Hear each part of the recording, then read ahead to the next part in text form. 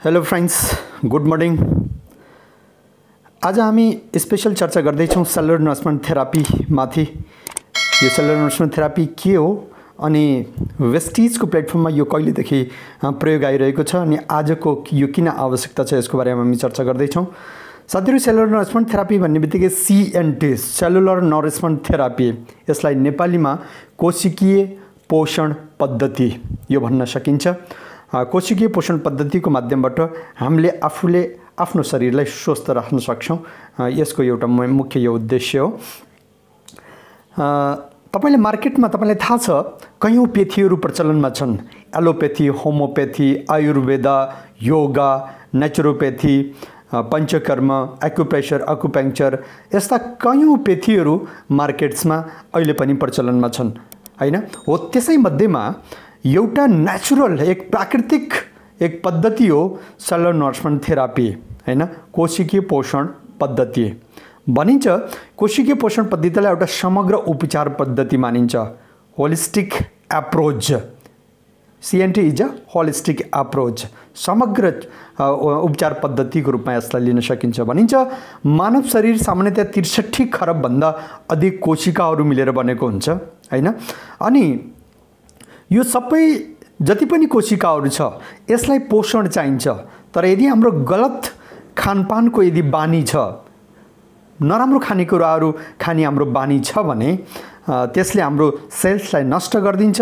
भने यदि हामीले ब्यालेन्स डाइट हामीले लियौँ भने, हैन, यदि सही पोषण हामीले लिएका छौँ भने हाम्रो सेल्सलाई सही पोषण मिल्छ अनि त्यसको आयु पनि बढ्छ। अब त्यसको लागि अझै डिटेल्समा जान्नको लागि अब हामी जान्छौँ हाम्रो शरीरको बनावटतिर। तपाईहरुलाई थाहा छ हाम्रो शरीरको बनावट सामान्यतया बेस आधार हो कोशिका, कोशिकाहरू मिलेर टिस्युज बन्छ, टिस्युज मिलेर अर्गान्स बन्छ अनि फेरि अर्गान्स मिलेर पुरा एउटा सिस्टम बन्छ। अलग अलग तपाईलाई थाहा छ digestive system, nervous system, cardiovascular system, urinary systems, skeleton system, muscular systems, हैन, endocrine system, lymphatic systems, reproductive system अनि फिमेल रिप्रोडक्टिभ सिस्टम। तो यसरी अलग अलग सिस्टम्सहरू मिलेर फेरि एउटा पुरा शरीर बनेको हुन्छ। अब यो सबै जुन शरीर यो सेल छ, यो सेल्सलाई केही खाना चाहिन्छ। हामीलाई यो सेल्सलाई आवश्यक पर्ने चीजहरू हामीलाई अलग अलग स्रोतबाट प्राप्त हुन्छ, जस्तो खाना, पानी अनि हावा।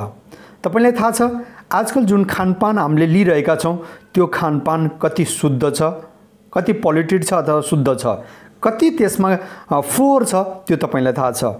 जुन पानी पिइरहेका हुन्छौँ त्यसमा पनि पुरै इम्प्योरिटी छ, पुरै फोहोरहरू छ, त्यसमा रसायन छ, विषादीहरू मिसिएको हुन्छ। किनकि हामीले जुन विषहरू जमिनमा प्रयोग गरेका हुन्छौँ त्यही धरतीमा एब्जर्ब भएर पानीसँग मिलेर आएको हुन्छ, हैन? अनि अर्को कुरो अक्सिजन, हामीले जुन अक्सिजन धारण गर्छौँ त्यो अक्सिजनमा पनि आजकल फ्याक्ट्रीको धुवाहरू, हैन, अनि त्यसपछि जुन पेस्टिसाइड्सहरू हावामा उडेको हुन्छ हो त्यो हामीले एब्जर्ब गरेका हुन्छौँ, हैन? अटोमोबाइल्स, यो जति पनि पोल्युटेड हावामा पल्युसन छ त्यो सबै हामीले भित्र शरीरमा लिएका हुन्छौँ। अब यो सबै खानेकुरा, पिउने पानी अनि हावा, यो तीनटै अशुद्ध भएपछि हाम्रो सेल्स पनि बिस्तारै बिस्तारै ड्यामेज हुन्छ अनि ड्यामेज भएपछि बिस्तारै बिस्तारै हामी बिरामी हुन थाल्छौँ, हैन? साथीहरु, अर्को कुरो यो जुन बिरामी हुनुको पछाडि अर्को एउटा कारण, सेल्स बिरामी हुनुको पछाडि अर्को एउटा कारण के छ भने युज अफ हेभी पेस्टिसाइड्स। आजकल जति पनि तरकारीहरूमा, खानाहरूमा जति पनि जो पनि उत्पादन भइरहेको छ त्यसमा अत्याधिक मात्रामा रासायनिक मल अनि त्यसपछि हेभी पेस्टिसाइड्स यानी रसायनको प्रयोग भएको हुन्छ। यहाँ लेखिएको छ नि किसानहरू आफ्नो लागि अलग खेती, अर्गानिक खेती गरिरहेका छन्।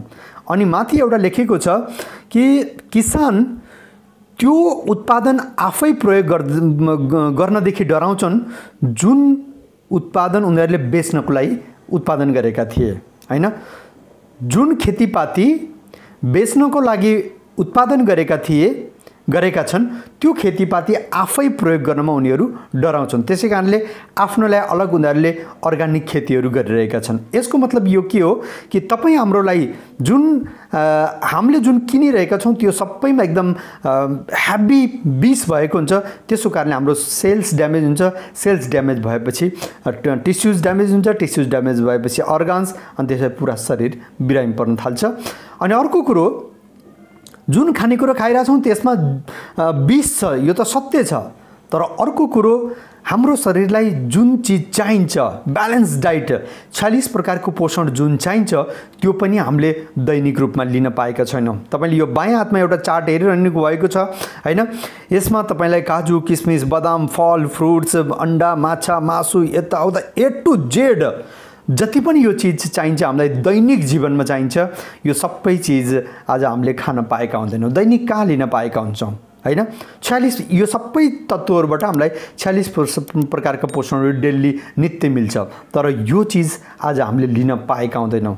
बरु यसको सट्टा हाम्रो शरीरलाई नोक्सान गर्ने, हाम्रो शरीरलाई डाइरेक्ट असर गर्ने भयानक कोल्ड ड्रिङ्क्सहरू हैन, अनि त्यसपछि चुरोट खैनी, यस्ता कयौँ चिजहरू जुन हामीहरूले जाने अनजानेमा त्यसको लतमा परेर लिइरहेका हुन्छौँ हैन?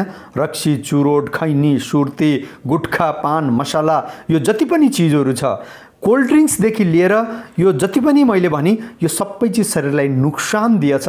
तैपनि हामी जाने अनजानेमा त्यसको बानी, त्यसको आदतमा परेर हामीले लिएकै हुन्छौँ। नुकसान छ, त्यसको प्याकेटको बाहिर लेखेकै हुन्छ, तैपनि हामी बाध्य भएर लिएकै हुन्छौँ, किनकि हामी त्यसको लतमा परेका हुन्छौँ। अब त्यो बानी पर्यो, अब के गर्ने? किनकि यसको नुकसान त छँदैछ। यो सम्पूर्ण नुकसानबाट बच्नको लागि वेस्टिजमा आएको छ हेल्थ केयर क्याटेगोरीका कयौँ प्रोडक्टहरू। किनकि तपाईँ हाम्रो बानी बिग्रिसक्यो, त्यो त हामीले बचाउनै सक्दैनौँ हैन? त्यसको लतमा परिसक्यौँ। मान्छेलाई जति भन्नु तपाईँले चुरोट खानु हुँदैन, प्याकेटको बाहिरै लेखिया हुन्छ कि फोक्सो बिल्कुल सडाएको देखाएको हुन्छ हैन? तैपनि हामी लिएकै हुन्छौँ। त्यो कारणले योबाट बच्नको लागि यदि त्यो बानी परेको छ भने पनि तपाईँले वेस्टिजको हेल्थ केयरको कयौँ क्याटेगोरीका प्रोडक्ट, जस्तो इम्युन सिस्टममा तपाईँसँग छ नोने, एस्परुलिना, एलोभेरा, आँवला, कोलेस्ट्रम हैन? त्यस्तै मुटुको लागि हामीसँग छ तपाईँलाई फ्ल्याक्स ओइल, कोइन्जाम क्युटेन, एल-आर्जिनाइन हैन? अनि क्रेलो ओइल, यस्ता प्रोडक्ट्सहरू छन् भने हाम्रो ग्लाइसेमिक हेल्थको लागि निम, स्टेभिया, यस्ता प्रोडक्ट्सहरू हामीसँग छ भने हाम्रो शरीरभित्र भएको विषलाई निकाल्नको लागि डेटोक्सिफिकेसनको सिरिजमा वेस्टिज फुड प्याच, ग्यानोदर्मा हैन, dietary fibre, eye care, eye support, यस्ता कयौँ प्रोडक्ट्सहरू हाम्रो डिटोक्सिफिकेसनको लागि छ भने फिटनेसको लागि हामीसँग छ वेस्टिज प्रोटिन पाउडर हैन? अनि त्यसपछि वेस्टिजको फिटनेस सिरिजको कयौँ प्रोडक्ट्सहरू छ हैन? यसको माध्यमबाट आफूले आफूलाई फिट राख्न सक्छौँ।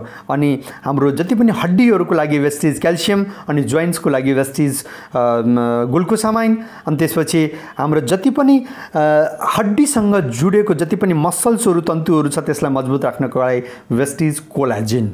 तो यसको माध्यमबाट तपाईले आफूले आफूलाई फिट राख्न सक्नुहुन्छ। अनि शरीर कुनै कारणवश बिरामी भएको छ भने पनि यो सेलुलर नरिसमेन्ट थेरापीको माध्यमबाट अनि वेस्टिजको हेल्थ केयर क्याटेगोरीको जति पनि प्रोडक्ट छ यसलाई सही रूपमा प्रयोग गर्नुभयो भने तपाईको खुट्टाको नङदेखि लिएर कपालको अन्तिम छोरसम्म कुनै पनि समस्या भयानक भन्दा भयानक कुनै पनि समस्यामा तपाईले एक्सपर्टको सल्लाह अनुसार एक्सपर्ट वेस्टिजियनको सल्लाह अनुसार तपाईले यो प्रोडक्ट्सलाई प्रयोग गरेर आफूलाई स्वस्थ राख्न सक्नुहुनेछ, निरोग काया प्राप्त गर्न सक्नुहुनेछ। यो सेलुलर नरिसमेन्ट थेरापीको बारेमा तपाईलाई मैले डिटेल्समा चर्चा गरेँ हैन। तपाईले कहीं पनि सेलुलर नरिसमेन्ट थेरापीको बारेमा डिटेल्समा चर्चा गर्नु पर्यो भने तपाईले यो तरिकाले आफ्नो पार्टलाई पूर्णतया यसरी निभाउन सक्नुहुनेछ। यदि तपाईलाई कुनै पनि कन्फ्युजन अझै पनि लाग्छ भने वेस्टिज विजयपथको कमेन्ट बक्समा गएर कमेन्ट गर्न सक्नुहुनेछ हैन। सेलुलर नरिसमेन्ट थेरापीको 3 पार्ट मध्ये एउटा मुख्य यो पार्ट हो। यसको बारेमा मैले तपाईलाई डिटेल्समा चर्चा गरेँ। Thank you very much. Thank you. Wish you wealth.